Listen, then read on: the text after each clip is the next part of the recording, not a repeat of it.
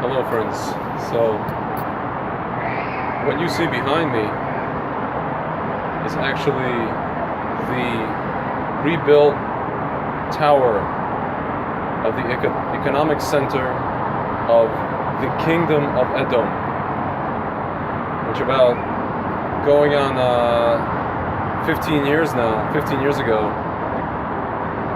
Ishmael tried to destroy, and so Edom, in his attempt to take back economic or retain his economic power, he rebuilt the tower or the towers, and he just made one tower to signify his, supremacy over or in nature. So why am I telling you this, friends? Because we're coming up on the holiday of Lag BaOmer. And so, what does this holiday mean? What does this holiday represent, and what is this all about? It's about, the holiday represents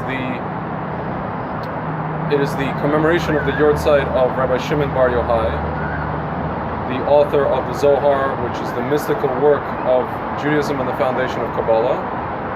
And it also represents the time when the students of Rabbi Akiva, 24,000 of them, stopped dying.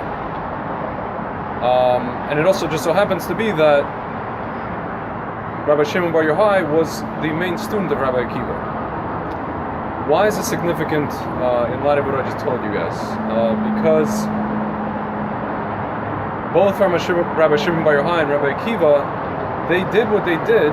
They learned and they kept what they kept, and they learned what they learned in the face of tremendous opposition and pretty much in the face of death. The Roman Empire at that time, which is the descendant of Edom, pretty much banned all Torah learning and Torah scholarship, and everything had to be done in secrecy. And so this holiday actually represents something even deeper. It represents basically rising above natural law. And to demonstrate for you guys what I'm talking about, I'm just gonna give you guys just a personal story, or personal stories of mine from my experiences of Lag BaOmer in Israel. So Lag BaOmer in Israel is essentially, or at least in my life, centered around the city of Meron, where Rabbi Shimon Bar Yochai is buried. So the first time I had an opportunity to go to celebrate this holiday, the first year, I made the trek all the way from Jerusalem to Meron. And just to give you guys some background, I come from the DJ world, or the house music world, and up until that time I had been to all these different festivals, Winter Music Conference in Miami, different things here and there. So I've been to concerts, I've been to festivals, I've had my share of intense kind of experiences. I can tell you, folks, that I've never seen anything like this.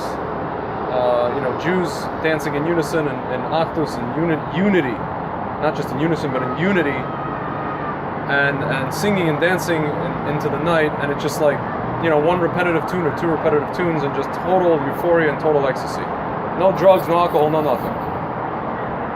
And so the first time I was there, I found myself dancing with one of my teachers, one of my mentors, who was a Hasidic Jew, who became a Hasidic Jew, and he happened to be wearing a shtreimel.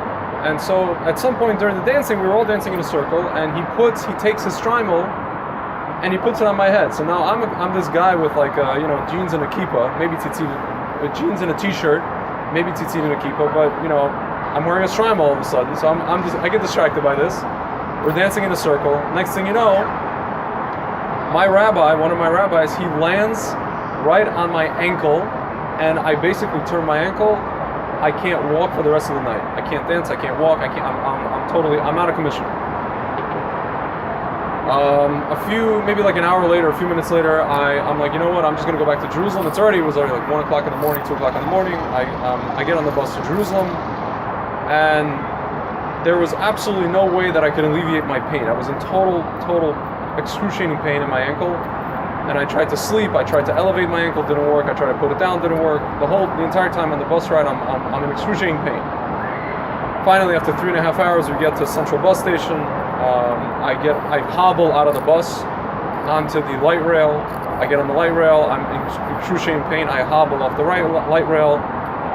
2 stops away where my yeshiva's at. I hobble from the light rail to my yeshiva. It's already like 5:30, 6 a.m.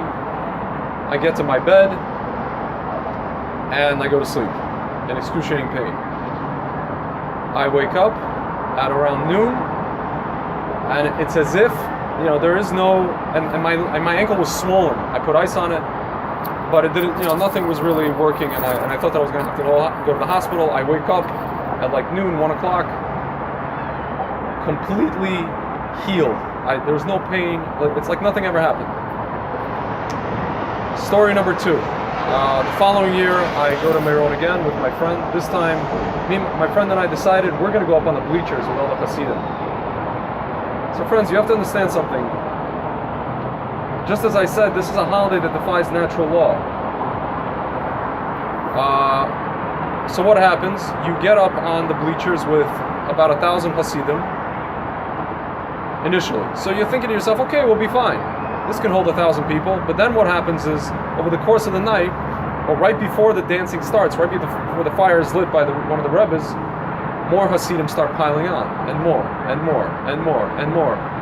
So now you've got a bunch of Hasidim, and myself and my friend, just kind of nestled like sardines on these bleachers, and somehow, some way, through all the dancing, through all the hoopla and the jumping up and down and the singing, these bleachers are holding about 2,000 or 2,500 or 3,000 like Jewish men who are dancing, and it completely, in my estimation, completely defies natural law, defies physics. So friends, what does this all mean? The holiday, this time of the Omer, the holiday of Pesach actually represents, it's kind of the beginning of our Exodus. It's the beginning of the personal, I guess, freeing from bondage of all of us. Psychological, maybe even physical. And so after 33 days, Lag BaOmer for the Jewish people, for a Jew, represents the actual miracle, the actual Kriyas Yamsuf. It's the suspension of natural law. Any kind of parnasa issue you may have, any kind of refuah, health issue you may have, anything shidduchim, marriage. It represents basically what Rabbi Shimon Bar Yochai and Rabbi Akiva were doing in the face of Edom. Edom, I was listening to a lecture by a woman who's by the name of Esther Hicks. She's a non-Jewish, I guess, motivational speaker. So she was talking about the economy. She was saying how, people say the economy is bad. The economy is not bad. There are people who are prospering, and you might as well be it. What does she mean by that? It means that Edom's mantra, the mantra of the Western world, the mantra of Rome, the mantra of, it's the mantra of the physical world. It's the mantra of being bound by nature, being bound by natural law.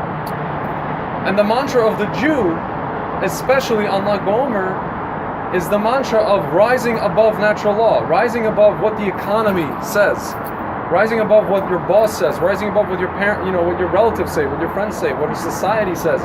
It's rising above anything logical and having complete, it's the Kriyas Yamsuf of our lives. It's the splitting of the Red Sea of our lives, where Passover was, again, the releasing from bondage. Lag BaOmer is the actual witnessing of the sea splitting for us, friends. So with that, I just want to give everyone a bracha that on this Lag BaOmer, they experience the sea actually splitting for them, elevating above Edom, elevating above the economy, the recession, the Obama administration, any other natural law thing that you think is holding you back. But in reality, you can defy physics like those Hasidim in Meron, or like my ankle. You can have a refuah like my ankle. You can have everything you need, as long as you understand that the Jewish people, our very existence on this planet, in this universe of the Jews, 14 million of us, in the face of 7 billion, defies natural law, and that's what Lag BaOmer is all about, friends. Hag Sameach.